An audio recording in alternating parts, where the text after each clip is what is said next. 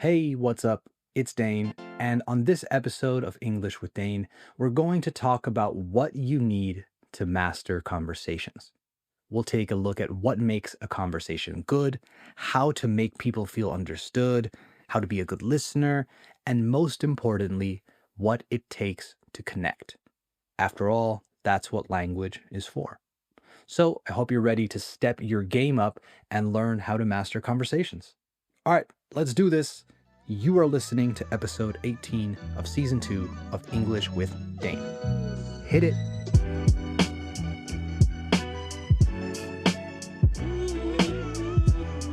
There's the music, so you know we have officially started the show.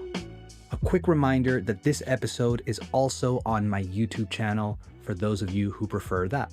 You won't see me because it's just audio like this, but I have added the transcript to the video so you can read along while you listen. And speaking of reading along while you listen, the transcript for this episode is in the description of this episode. So if you want to go and click on that to make sure you retain more information, go for it.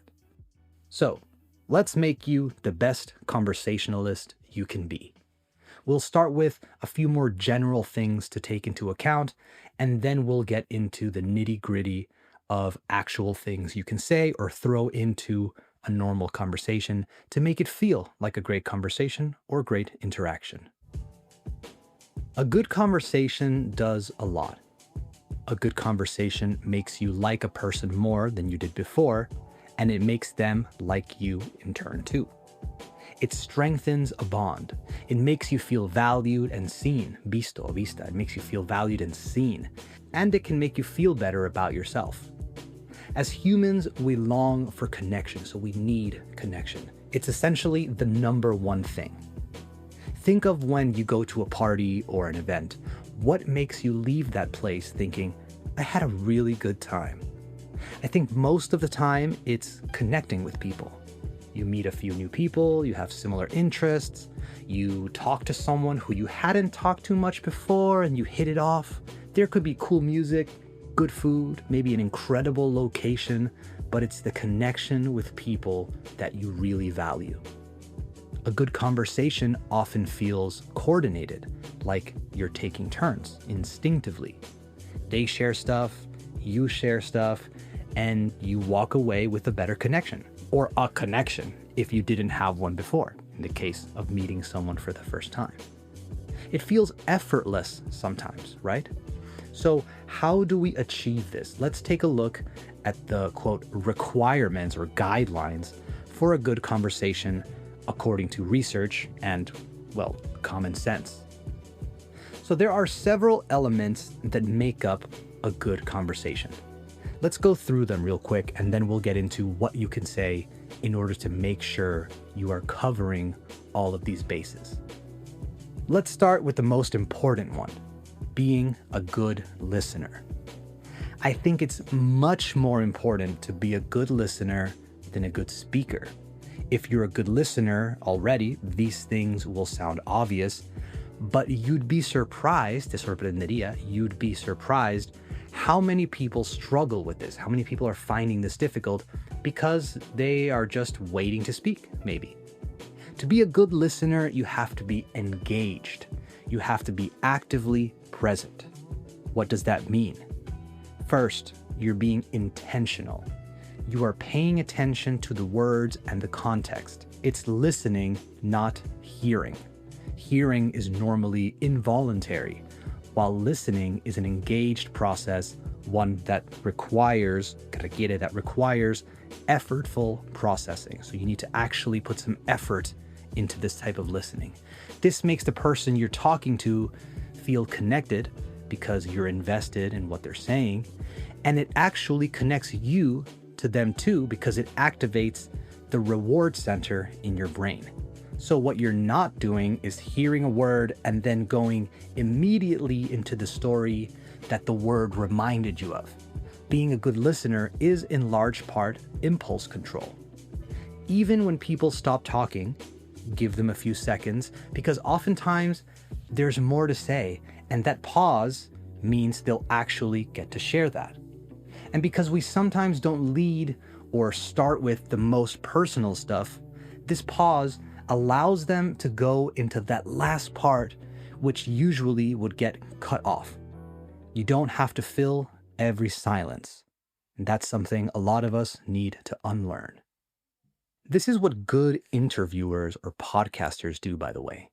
I want you to try and notice this, que te des cuenta. I want you to try to notice this from now on. Sometimes interviewers or podcasters will ask something, get an answer, and either go to a new question or share an experience of theirs. But good interviewers will maybe take 5 seconds, let the silence sit, and more often than not, they'll get an extra little bit from the subject.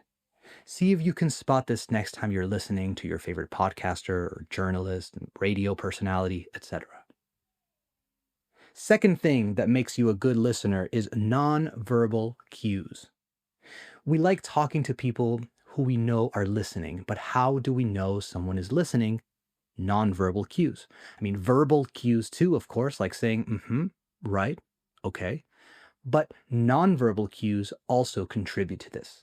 Nodding, con doble N, nodding helps, so moving your head up and down like you're saying yes. Eye contact, not too much because that's creepy, but a good amount. Having your shoulders directed toward the speaker.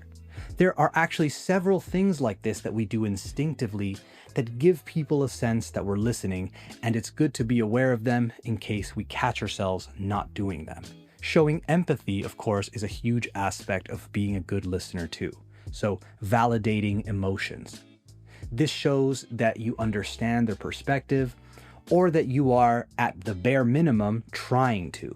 The bare minimum, el mínimo indispensable. Bare is spelled B-A-R-E, the bare minimum. So this shows that you understand their perspective or that you are at the bare minimum trying to. This makes people feel connected. If you're telling someone a story about something at work that you didn't think was fair to you, and the person you're talking to says, wait, what? They said that to you? That's crazy. You feel understood, you feel validated, and like this person is on your side. This is because most of the time, when we talk about things that have had a negative impact on us, we just want the person to commiserate. Great word, to commiserate. Con doble M, means to express or share sympathy with someone who's going through a difficult time. This is because most of the time, when we talk about things that had a negative impact on us, we just want the person to commiserate, right? To commiserate, con doble M, means to express or share sympathy with someone who is going through a difficult time, showing you that they understand their feelings of sadness, disappointment, etc. So instead of saying, well, have you tried talking to blah, blah, if you just say, oh, that's so frustrating. Congratulations, you did it. That last tip is the biggest relationship tip I can give you as well. Learn to recognize when someone actually wants help or advice, or when they just want to vent. Gran verbo, to vent, spelled V-E-N-T, means to express strong emotions, usually negative, like frustration or anger, disappointment, in order to release them, soltarlas, in order to release them. It's the opposite of holding in your emotions and letting them fester. To fester, spelled F-E-S-T-E-R, from a medical standpoint, means to get infected, produce pus, no producir pus, and get worse over time. So in a figurative sense, to let negative emotions fester means to let them grow and worsen, empeorar, to worsen and produce more resentment inside in the long run. Por cierto, fester es como se llama el tío en la familia Adams en inglés. Here in Spain, creo que se llama el tío fétido, while in Latin America, se llama el tío Lucas. So, punto para España, I guess. Back to being a good listener. Then there's paraphrasing, so summing up, no? Resumiendo, summing up what they shared and kind of saying it back to them. This sounds like a lot, but it's something we do all the time. So if someone is telling you a story, you can say, wait, so you were in line at the airport like everyone else, but they singled you out? This is a really powerful way to show someone that you're listening. Here's another super important one.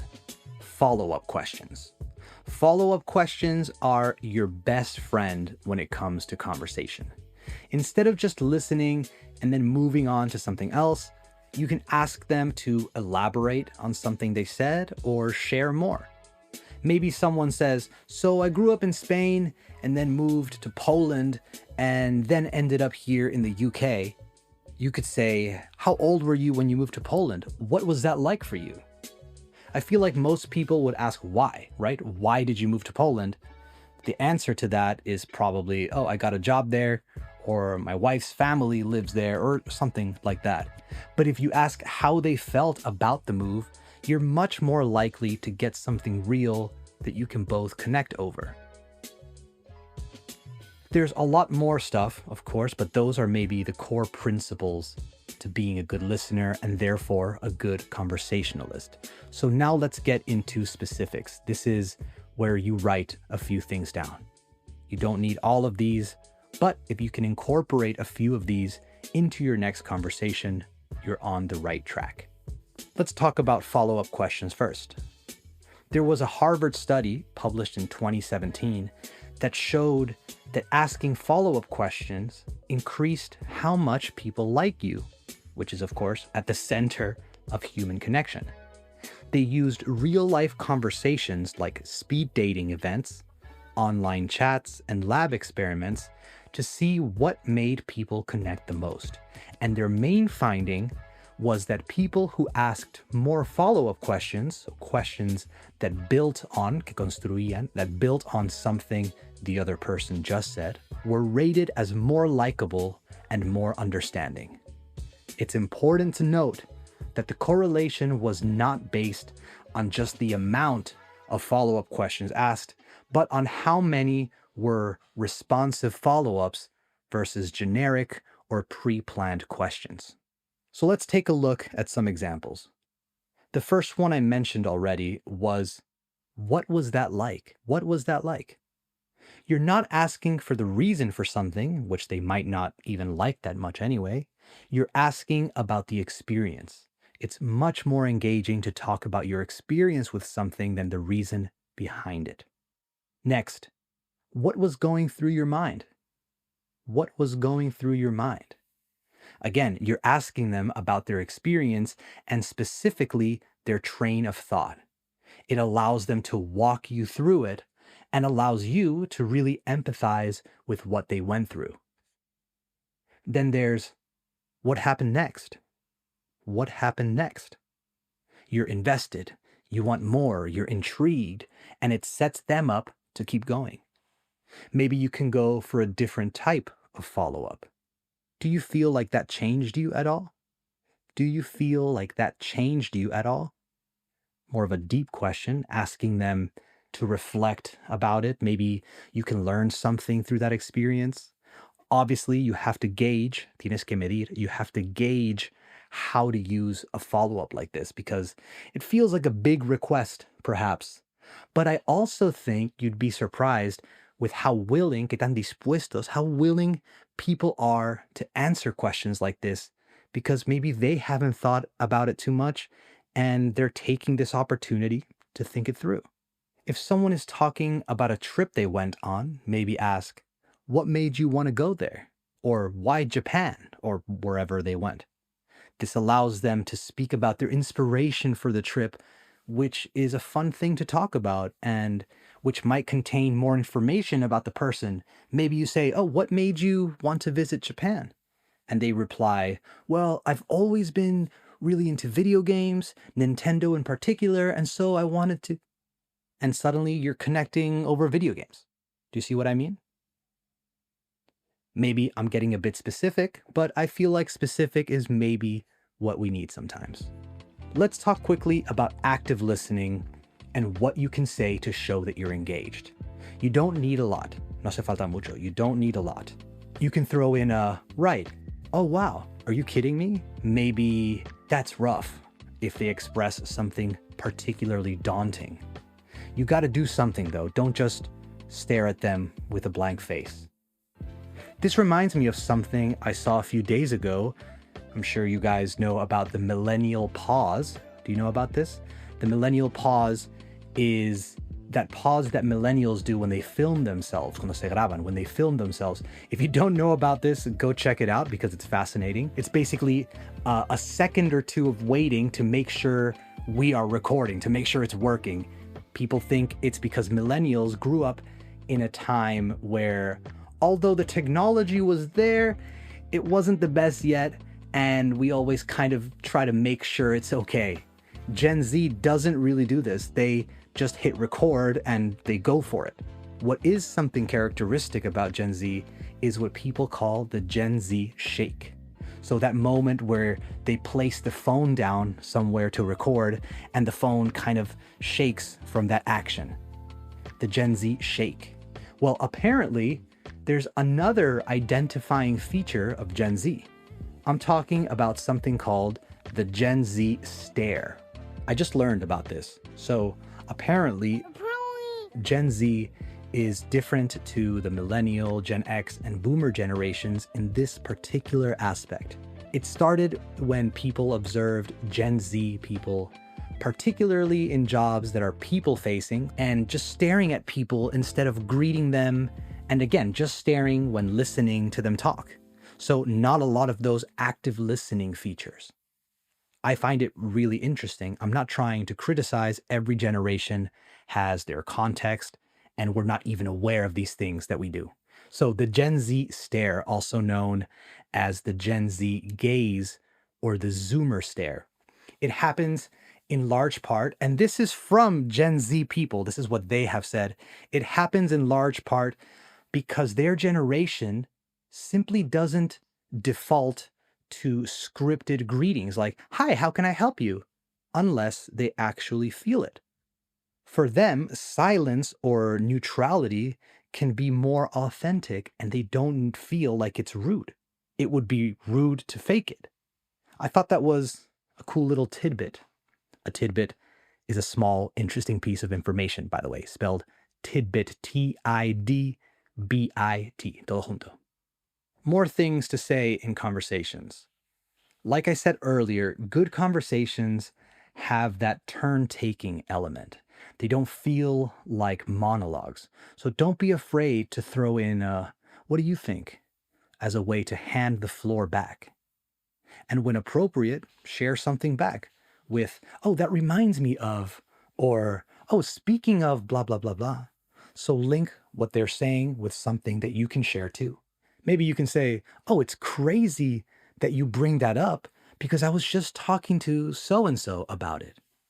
Por cierto, so-and-so's, two hypothetical people. So, "Oh, it's crazy that you bring that up. I was just talking to blah, blah, blah about this." When someone derails a good conversation and descarrila, derails, and is messing with the dynamic, maybe they interrupt the person who was speaking, you could correct the course by saying something like, "You got cut off before. What were you saying about blah, blah, blah?" You got cut off. So cut off, a good phrasal verb to use there. If someone cuts you off, they interrupted you, right? And started going on about something else. We use it for driving too. When someone suddenly moves their car into your lane, into your lane, and makes you slow down or maybe hit the brakes really hard. Hit the brakes is an expression too. If your friend's telling a story and they're going too fast and you want them to slow down, you say, "Whoa, whoa, whoa, hit the brakes," or "pump the brakes." If you're in a conversation and you want to say something that maybe contradicts what they said, or you want to give some advice, I would start by hedging. So by softening what you're about to say with something so it doesn't sound like you're taking your opinion too seriously, and to also make it easier for them to disagree without making it confrontational. To hedge what you're going to say, you can say something like, "I'm probably way off, but blah, blah, blah. I'm probably way off, but blah, blah, blah." Or, "I'm probably wrong on this, but doesn't blah, blah, blah. I'm probably wrong about this or wrong on this. I'm sure I haven't thought it through enough, but," I love that one. "I'm sure I haven't thought it through enough, but blah, blah, blah." Because then also what you say isn't as important, right? Because it's not like, "Oh, I've researched this so much." No, it's al revés. I'm sure I haven't thought it through enough. I'm probably way off on this, but, or correct me if I'm wrong, but I think this kind of hedging is really appreciated. To me, it shows that you don't want to put me in a situation in which I have to prove something. It shows me that you are considering my feelings and don't want to say, I think you're wrong. It makes me feel like you don't take yourself too seriously, too. Imagine you said something and someone just said, nope, that's not right. It feels pretty terrible, but we all know someone like that. It's like the difference between saying, eso no es así, or seguro que es así, igual yo leí mal, pero es que me pareció ver que, like, that feels much better. One more thing, I think it's really easy to jump straight into giving advice. Most people don't want your advice. If they do, they'll ask for it. But if you absolutely have to give advice, don't just go for it. Ask someone what they have tried first. Say something like, that's a tough situation. What have you tried so far? That's a tough situation. What have you tried so far? That's way better because you've empathized, right? That's a tough situation. You empathized and you're asking about their experience. What have you tried so far? You're not just telling them what you think they should do. If they are in that situation, they have probably thought about it more than you. Okay, that's it for this episode of English with Dane. I hope you found it useful. I hope you enjoyed it. And if you did, share it with someone who you think would also enjoy it. Follow the show on Instagram and TikTok for more content, and write to me. If you want me to talk about something in particular, just let me know. All right, thanks for listening. Have a great week. Later.